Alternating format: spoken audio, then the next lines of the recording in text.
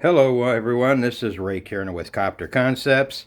We're going to go for another power test, this time with a single loop of 3/32 inch rubber 600 winds with the tail rotor belt attached. As you can see here, I have the belt attached.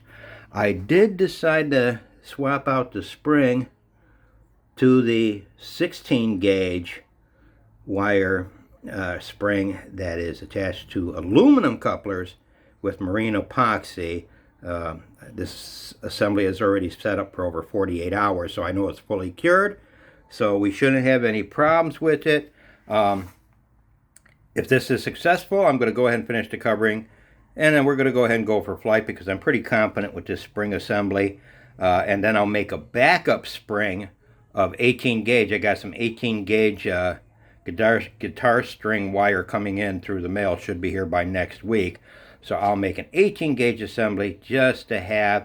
And like I said, this is fully removable because you can see how I've got that spring attached to the shafts. They're just pinned and have got a stopper to hold the pin in place. So they are pinned in, easily removable, so I can change springs whenever I want, or if there's a crash and a repair, I can do that. So I'm going to pass the phone off to my wife. She's going to go ahead and film while I take and go ahead and release this, and we're going to see what's going to happen.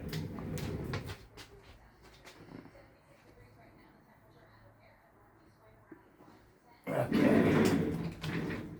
So you got me here with the helicopter and all that good stuff. Okay, so now I'm going to go ahead and release.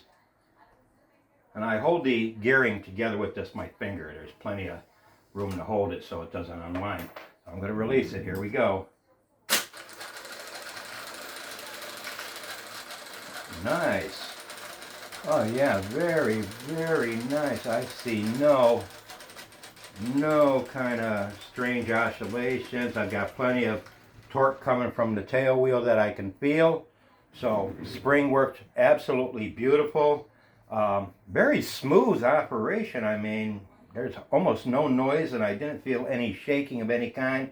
So I'm very, very confident with this spring drive. So I'm just going to show everybody one more time here.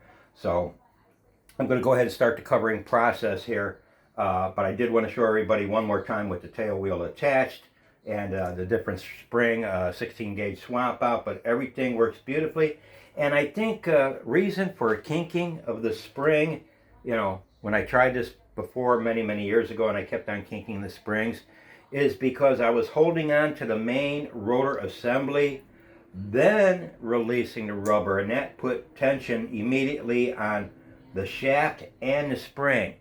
Holding the gearing puts absolutely no tension on the spring, so when I release the gearing, it's instantaneous transfer of power without any kind of binding. And that reminds me, if anybody remembers the old Vertol, or what was it called? Vertibird. The Vertibird helicopter that had the spring drive in it. You moved the controls and it would go up and hover and stuff like that. I had one when I was a kid. Reason why I said it reminds me of that particular setup on that toy is because when I had the toy as a kid, my brother threw a stuffed animal on it while it was in flight, and it immediately stopped the rotors. Well, that put undue stress on the spring drive, and that spring was kinked. So I think releasing it from here and not holding the rotors ever to release power, transferring power directly from the gearing and releasing it simultaneously, I don't think we're going to have any problems. So I'm pretty confident with this assembly.